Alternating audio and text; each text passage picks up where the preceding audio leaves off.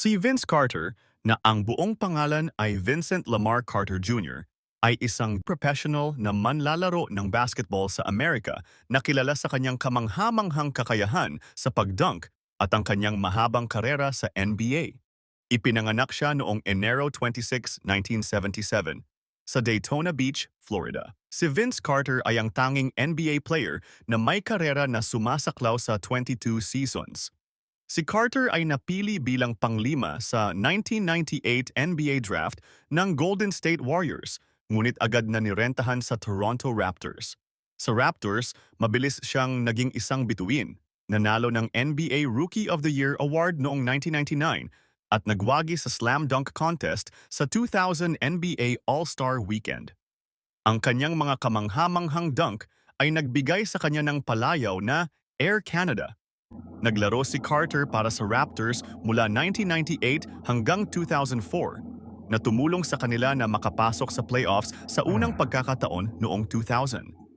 Noong 2001, nakatulong siya sa Raptors na maabot ang Eastern Conference Semifinals.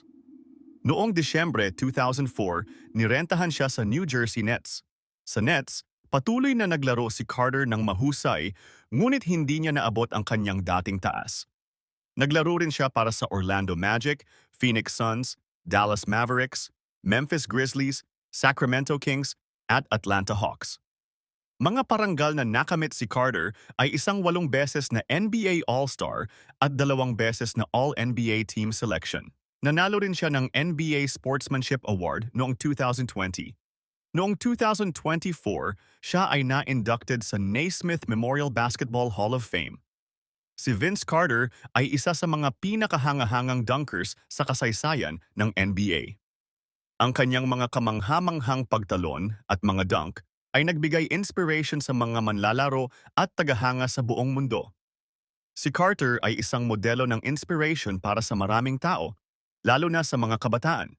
Ang kanyang pag-aalay sa kanyang komunidad at ang kanyang pagtatag ng Embassy of Hope Foundation ay nagpapakita ng kanyang pagnanais na magbigay ng tulong sa mga nangangailangan.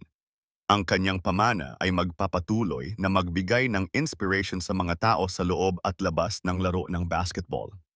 Si Vince Carter ay isang alamat ng NBA na nag-iwan ng hindi malilimutang marka sa kasaysayan ng basketball sod. Maraming mga sandali sa kanyang karera ang nagpapakita ng kanyang talento at impluensya. Sa paglalaro ni Vince Carter ng 22 seasons sa basketball, ano kaya ang net worth at career earnings ni Vince Carter? Si Vince Carter ay isang retiradong Amerikanong professional na manlalaro ng basketball na may net income na $110 million. Kilala rin sa mga palayaw tulad ng Vinsanity at Air Canada, si Carter ay pinupuri ng mga tagahanga sa buong mundo para sa kanyang nakaliligaw na estilo ng paglalaro. Sa particular, ang kanyang halos walang kapantay na kakayahang mag-dunking ay naghiwalay sa kanya mula sa iba pang mga manlalaro. Si Vince Carter ay nagkaroon ng isa sa pinakamahabang karera ng anumang NBA player na tumatagal ng 22 na panahon sa pamamagitan ng 4 na magkakaibang dekada mula 1998 hanggang 2000. Inianunsyo ni Carter ang kanyang pagreretiro noong 2020 matapos na isuspinde ng NBA ang panahon dahil sa COVID-19. Bagaman siya ay nagretiro na ngayon, nag-iwan siya ng marka sa professional na basketball na hindi malilimutan sa lalong madaling panahon. Noong 2004, ikinasal si Vince Carter ni Ellen Rucker, isang chiropractor. Bagaman sila ay may isang anak, sila ay naghiwalay noong 2006. Pagkatapos ay ikinasal si Carter kay Sondi Carter at nagkaroon sila ng 2 pang anak na magkasama. Noong 2010, binuksan ni Vince Carter ang isang restaurant sa Daytona Beach na pinangalanan niya sa kanyang sarili, Di Kalaonan. Noong 2017, ibinebenta niya ang restaurant sa halagang $5.5 million. Magapag-endorso sa brand, unang nilagdaan ni Carter ang isang kasunduan sa pag-sponsor sa Puma bago ang kanyang unang panahon sa NFL. Mabilis siyang humina mula sa kasunduan dahil ang kanilang mga sapatos ay hindi siya komportable. Noong 2000, nilagdaan ni Vince ang isang kasunduan sa Nike at kalaunan ay inilabas ang kanyang sariling sapatos, ang Nike Shox BB4P. Sa paglipas ng kanyang karera, ang Nike ay nagpalabas ng 5 iba pang sapatos na pinirmahan ng mga inisyal ni Carter.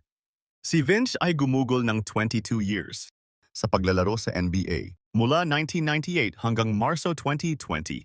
Sa loob ng panahong iyon, siya ay kumita ng $180 million bilang pangunahing sweldo lamang. Minsan din siyang nakakuha ng pinakamataas na halaga na $5 million bawat taon mula sa mga endorsement lamang. Noong 2001, nilagdaan ni Carter ang isang 6 na taon na kontrata at may halagang $90 million sa Toronto Raptors. Noong 2007, nilagdaan niya ang isang $62 million, 4 na taong kontrata sa New Jersey Nets. Noong 2017, nilagdaan ni Vince ang isang taon, $8 million na kontrata sa Sacramento Kings.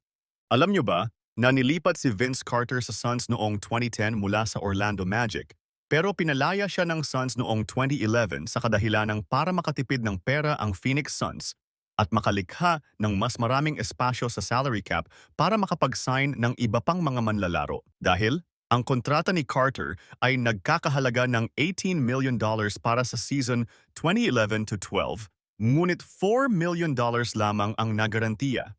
Si Vince Carter ay isa ng studio analyst para sa NBA sa TNT. Sumali siya sa network noong Oktubre 2024. Ang mga sandaling ito ay nagpapakita lamang ng ilan sa mga pinakamahalagang sandali sa karera ni Vince Carter. Siya ay isang inspiration sa mga manlalaro ng basketball sa lahat ng edad.